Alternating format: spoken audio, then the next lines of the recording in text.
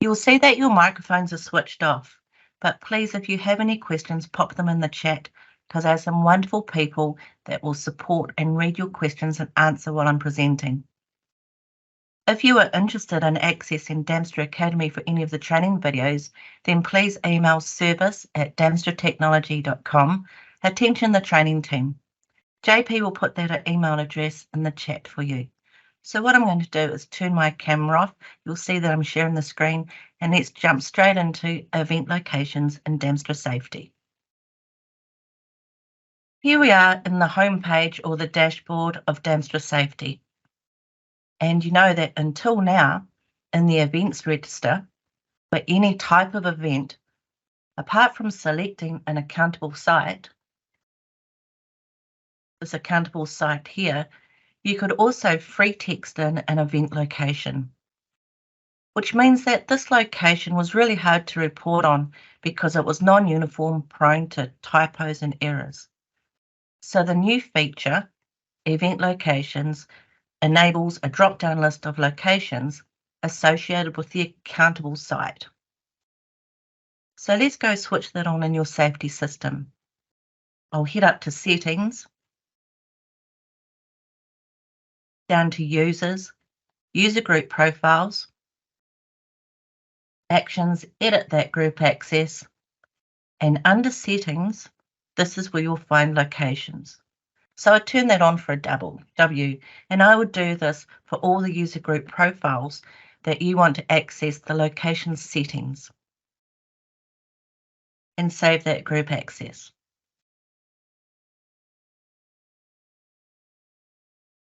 So now in our settings, we have this new little field, locations. Configure the name, location types, and manage the location. If I go to configure naming of locations, this is where you can use organizational language for the fields that are available when naming locations. So instead of the postcode, you might have the cost center, location type. You can change that as well and click Save. The next setting is location types. I'll click on location types. And here I can add a location name just by simply go add, and I'm going to add a location electronic equipment. Save and add another one. I'll add my flammable liquids and maybe bulk battery charging area. Save and close. So now we have set some location types in here. In the settings, in locations, I'll manage that location. And I'm going to add a location. And the location name, might call it Big Warehouse 1. Enter the street address.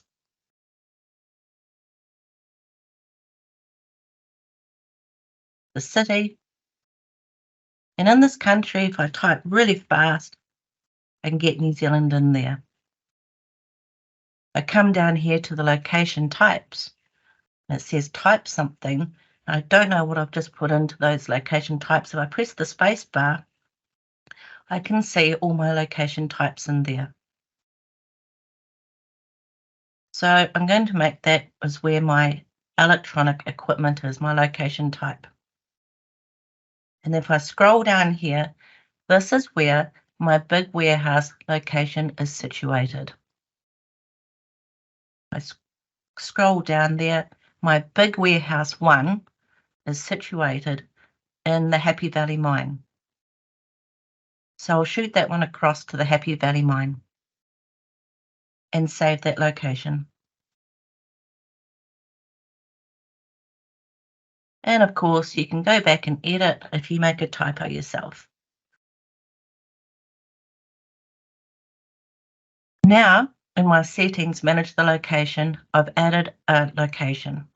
I shoot over here to actions, I'm going to manage that location. And when I manage that location, This is where I can add sub-levels or sub-sites or sub-location to Big Warehouse 1. I'll add my location name, maybe Staff Cafeteria.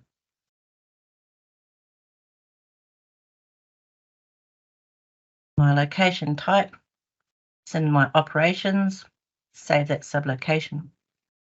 I'll add another one, loading bay.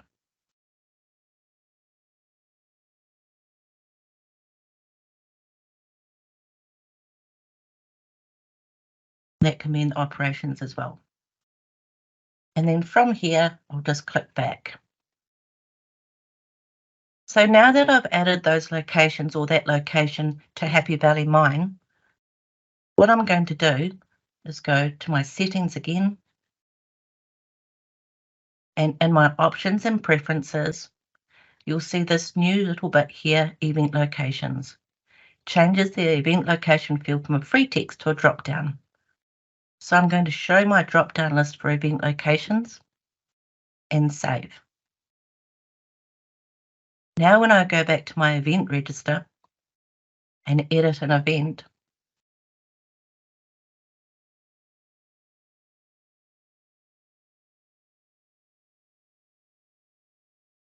you will see that the accountable site is Botting Downs Copper Mill, which is in Copper Mines. And if I was to go event location, press the space bar, it says record not found. That means that I haven't added any locations as a mandatory field to that accountable site. If I was adding an event and my accountable site was Happy Valley Mine, Mine Administration, now if I press my space bar, it could be in the loading bay or the staff cafeteria, or just Big Warehouse 1 in the mine. So I'll choose the loading bay. If it was back in a site that I hadn't set up, and I go to type something, record not found, with this event locations enabled from a drop-down list, if I was to save that to events, it wouldn't save because it would tell me this field is required. So instead of cancelling that and going back and adding it all again, just in the meantime, you can put event happened off site and type in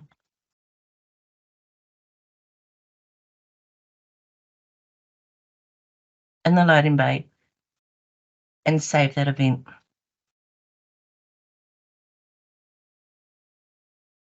So how do I know that I've added locations for all my sites? I go back to my settings, down to locations, manage location, and my Big Warehouse 1, go actions, actions edit. You'll see down here in the company structure that Happy Valley Mine is ticked as being added to this location. One location to these sites. These sites can only have one location. I cancel that and I go to my retail store, actions and edit. Down to my company structure, you can see that for Brisbane retail stores on the Trend and Rod and Reels, they have been added to the location retail store, but I can't add any of the mine operations over there. I could even add corporate office if I wanted and save that location. Back in my Big Warehouse, manage that location. The staff cafeteria or the loading bay, I can even add more subgroups. If I added a subgroup to the loading bay and entered the location name,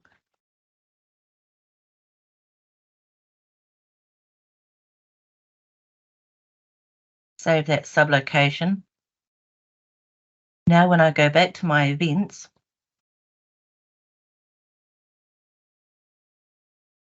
and edit that event, my accountable site, if it was at the Blackshade fishing store, and I go to type something,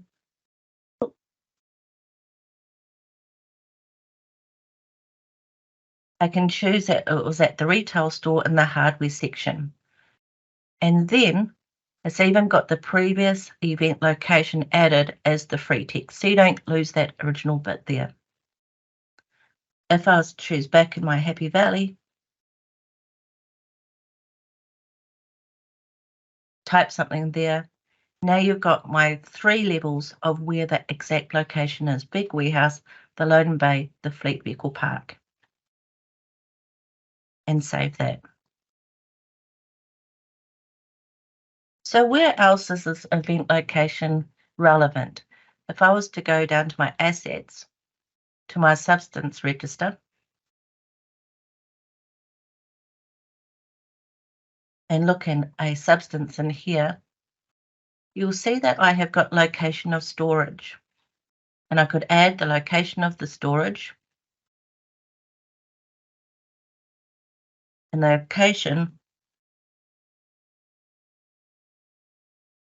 is free text.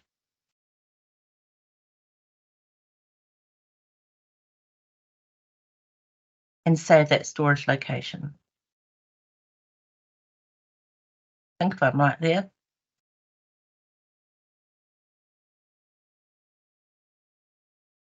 The other place where this would be relevant, oh, I know what it was. Sorry, I forgot to show you something there. Go back to my settings and manage that location. In my retail store, if I was to edit that, the retail store is an approved chemical storage location. Retail store. That's better. So now when I go back to my assets and my substances, to my substance register,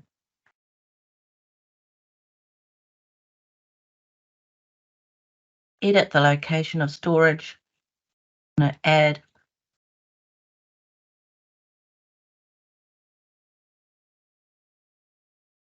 and now my locations will turn up and I could make my specific there.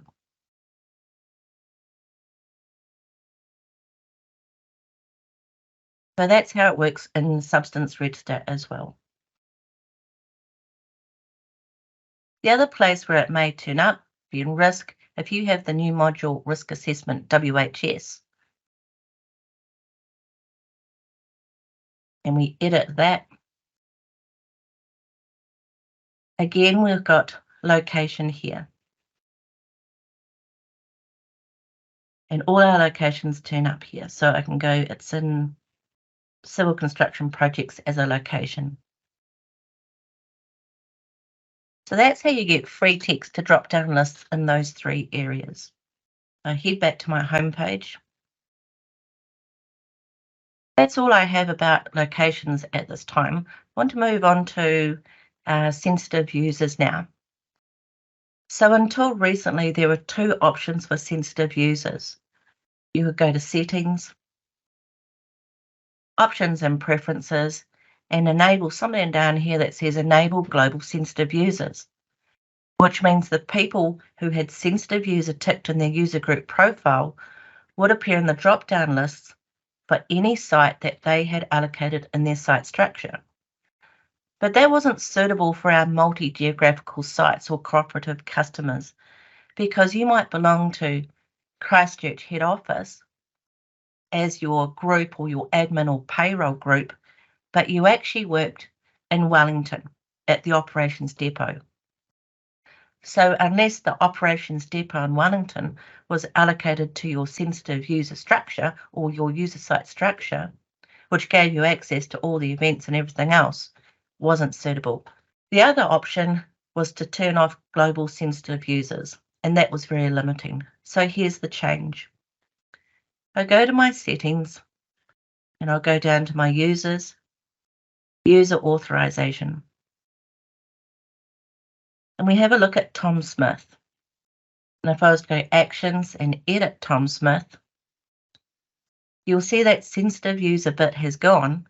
But if I scroll down here, Tom Smith has been given access to all the sites in my site structure, and we can come down here and make him a sensitive user. And then I can choose my sensitive event user access. If I click on sensitive event user access, I could have Tom appearing in the drop-down list for all the sites, Or maybe he's a project manager, just want him to be a sensitive user for our projects. And I can save that access. If you're a sensitive user before this change,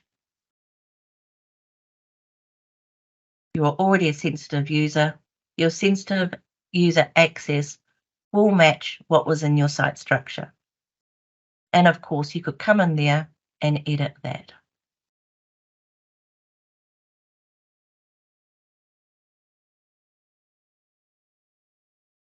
Actually, while I'm on sensitive events, a little bit off topic here, if I go back to my settings, just a little extra tip I'd like to share with you, and trust me, I was a Vault Safety customer for 5 years before my role with Damstra Technology, and I never worked this out till an expert showed me.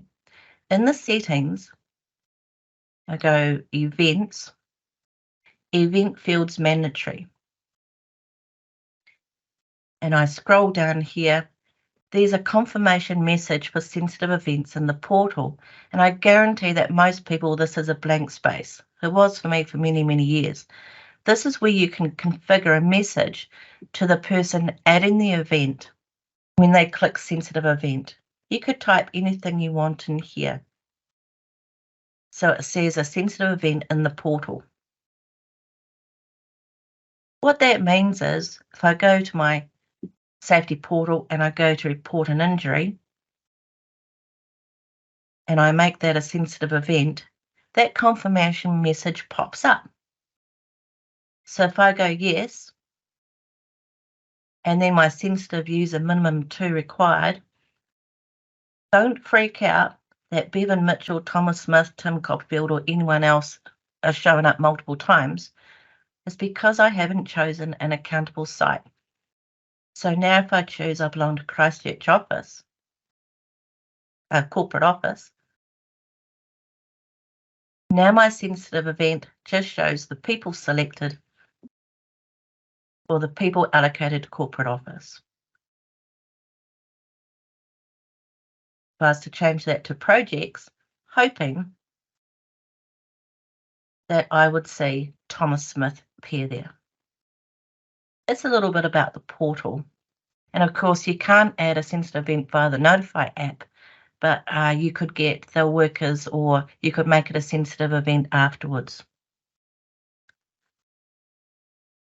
Well, that was a very short and sweet webinar today, not even half an hour. Just going to check those questions. No questions there. Thank you so much for your time today. Don't forget to keep an eye on our webinars. Oh, someone's got a question. It's actually me, Ruth. Oh, hi, Stu. Hi, everyone. For those who don't know me, I'm the product manager for Damstra Safety. And so I just wanted to briefly mention that we're currently working on the scoping of a possible new feature for Damstra Safety, which is an enhancement to introduce a new ESG module. So ESG being environment, sustainability and governance. And so as part of that, we are looking for input from our valued customers. And so if anybody is interested in providing input into the scoping of that module, I would be very happy to catch up with you and have a chat. So what I'll do is I'll put my email address into the chat for the webinar. And then, yeah, if you're interested in providing input into how Damstra Safety could be enhanced to provide better coverage of your requirements when it comes to environment, sustainability and governance, then I'd be delighted to have a chat with you. So thank you for that. Thank you, Stu. And he's absolutely delightful to talk to as well. So thank you, Stu. If you have any more questions, please put them in the chat, reach out to us, and we're happy to help. This video, I'll edit it a little bit, except for your bits, Stu, because it might go out to the greater area, and be published on YouTube and available in Damstra Academy. Otherwise, thank you so much for your time. Goodbye and take care, and I'll see you all again soon. Thank you, Marina and Stu.